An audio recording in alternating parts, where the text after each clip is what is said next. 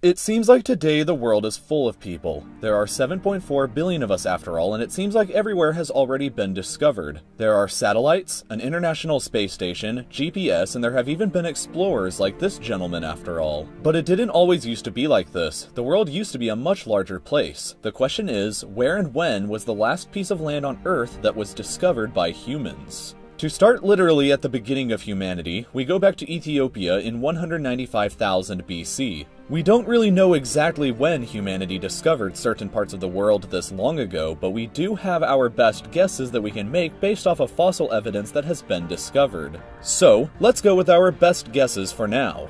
The oldest Homo sapiens fossils to date were found in Ethiopia, so human exploration likely started from here. With an entire world to explore, it took until 140,000 to 160,000 years ago for humans to discover modern-day Sudan. But by 125,000 years ago, humans had reached the southern point of the African continent, and at the same time had also crossed the sea into Arabia, or modern-day Yemen. This new group of Arabian-based humans had reached Israel by 100,000 years ago, and Oman by 75,000 to 125,000 years ago.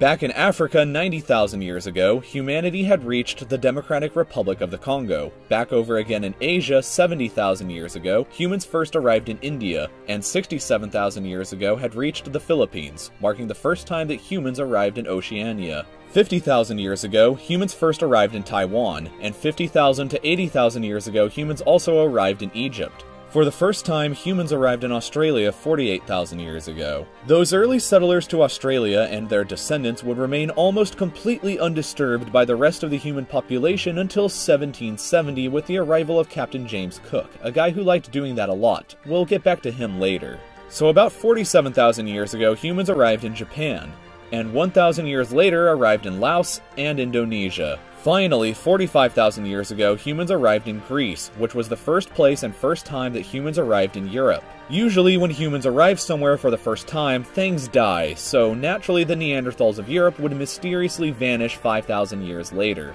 Humans settled Italy 43,000 years ago, and based on our knowledge of fossils, somehow skipped France and arrived in the UK around 43,000 years ago, and Germany 42,000 years ago. On the other side of the world, humans had discovered China 39,000 to 42,000 years ago, Tasmania 41,000 years ago, and New Guinea 40,000 years ago. Sometime later, 34,000 years ago, humans got around to discovering Sri Lanka, and then we discovered another new continent. North America was settled 25,000 to 40,000 years ago from across that land bridge that used to exist, because walking somewhere is somewhat easier than inventing boats to sail there. And that's why there were millions of people already here when Columbus arrived, but anyway, by 28,000 years ago, a good chunk of Europe had been explored, including France, the Czech Republic, Romania, Poland, and Russia. Portugal was finally reached 24,500 years ago, and Sicily 20,000 years ago. So, strangely, this means that humans had reached North America before humans reached Portugal. But anyway, the mainland United States was first reached 16,000 years ago, and humans first arrived in South America 14,800 years ago, where the oldest remains have been found in Chile.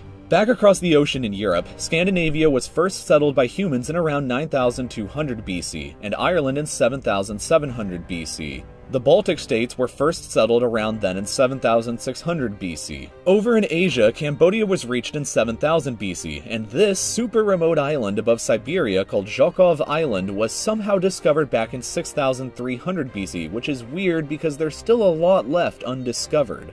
Jumping back a continent, Malta was discovered in 5200 BC, and across another ocean, Puerto Rico was eventually discovered in 4000 BC, which coincidentally is when the Sid Meier's Civilization games all begin. This is presumably when people started sending out their settlers for the first time. Greenland was reached in 2000 BC.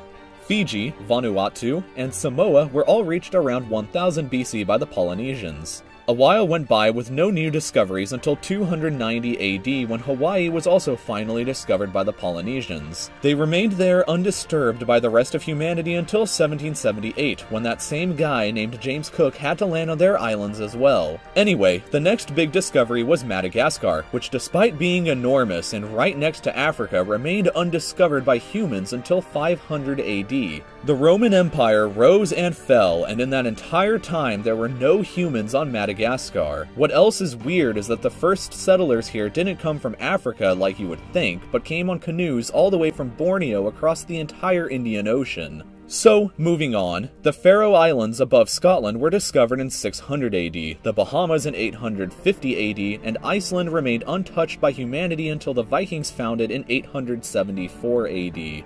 The final significantly large and habitable place to be discovered by humans was New Zealand, which saw no humans until the arrival of the Maori Polynesians sometime between 1250 and 1300. Next, we enter the Great Age of European exploration, in which we're about to find out only resulted in the real human discoveries of a few scattered islands. The Portuguese are the first humans to land on 6 of these islands in a row.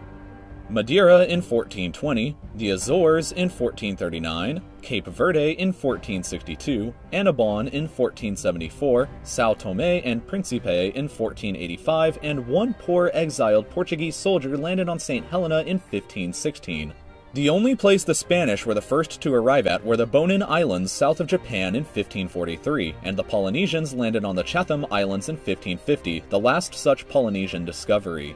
Back over in Europe, this frozen hellhole called Svalbard remained untouched by humans until an English whaler landed here in 1604. Bermuda was landed on by a group of shipwrecked Englishmen in 1609, and Jan Mayen was also first landed on by a whaler in 1615.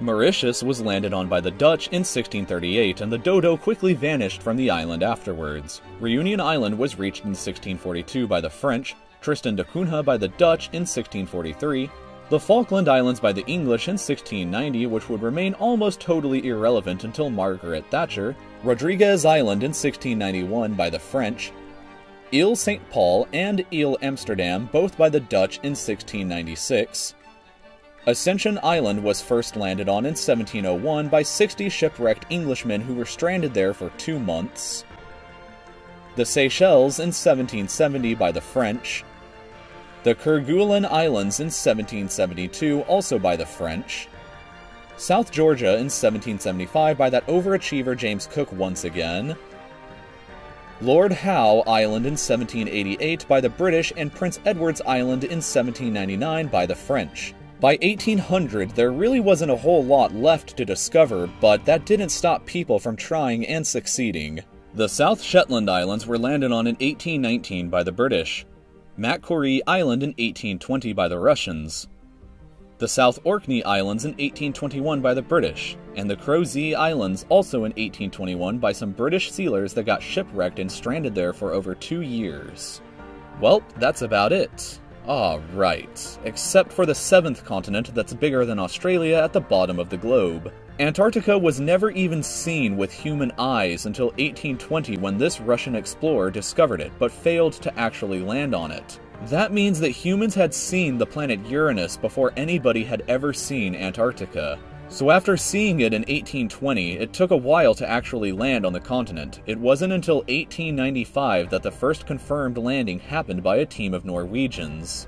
And with that moment, every piece of land on planet Earth from 195,000 BC all the way until 1895 had been finally landed on by the human species. So thank you all for watching this video. I hope that you found it informative or interesting, and if you did, feel free to post in the comments to continue the discussion. If you're interested in informative videos like this one in the future, you can subscribe to my channel. Thank you all for watching again, and we'll see you all next time.